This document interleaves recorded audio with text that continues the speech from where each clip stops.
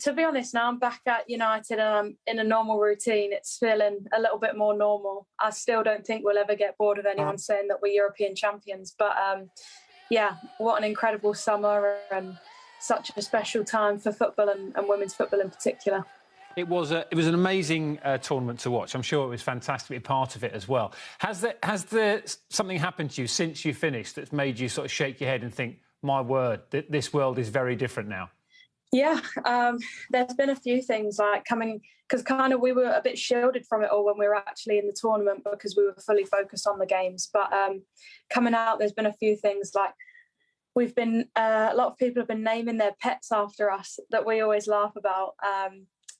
So yeah, there's been a few of them, which I didn't expect. What sort of pets are we talking about here? Well, I've had 2 cats, an alpaca, and me and Toonie got named after 2 beavers. Okay. I mean, that's got to be the highlight of the entire summer, isn't it? Who has an alpaca? Who has an alpaca, first of all?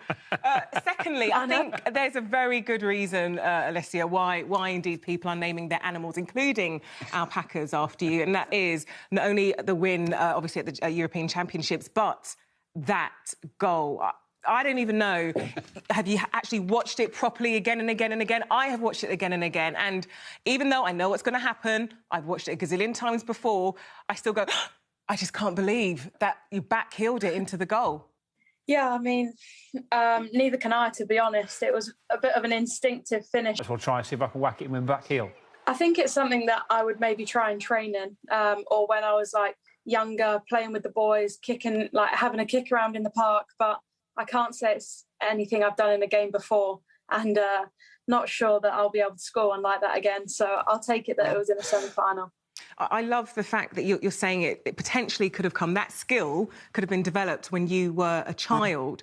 So how do you think now, seeing such incredible playing from the women's team, you guys coming back with that trophy, bringing football home, how do you think it could change women's football?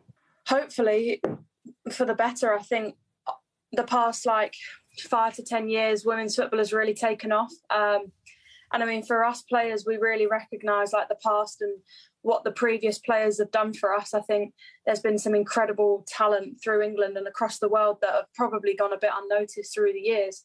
This is hopefully a bit of a watershed moment for women's football, and we can keep progressing and keep going where we want to go.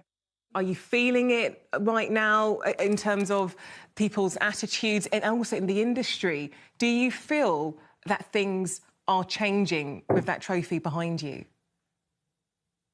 Yeah, I think so. When I came out of the tournament, I had a lot of conversations with different people, and a lot of them are females, and they're saying what you've done is just inspired people across all fields of life, really, not necessarily just in sport, in jobs and in normal life. And for us as footballers, that's what it's all about. I think if we can just encourage people to be better and get out there and follow their dreams, then that's what it's all about. When we're playing football, we kind of don't think about that side, but when we come out and we start speaking to people and hearing stories about how great the summer was, it's really nice to hear.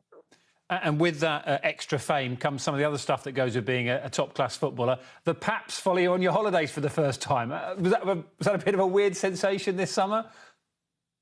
Yeah, unfortunately they did. I mean, yeah, like you said, it kind of is what it is right now.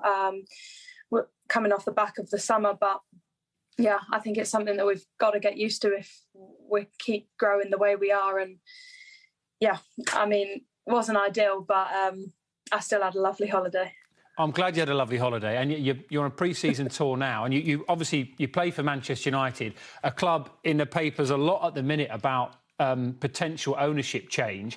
Is that something that you, as an employee of the club, do you ever think about that? Do you have any views on what potentially could happen at the top of the club? I mean, things like this happen in football, and I think for us as players, obviously of the women's team, we just have to go out there and play our football and our game. That's what we're here to do. We're here to work hard and compete for the club. So right now, all we're focused on is playing football and getting better every day in training. One last question, Alessia. I'm intrigued by the Lionesses WhatsApp group. Has it gone quiet? Is it as busy as it was when you won? Or has things changed? Have you all moved on to your individual teams now?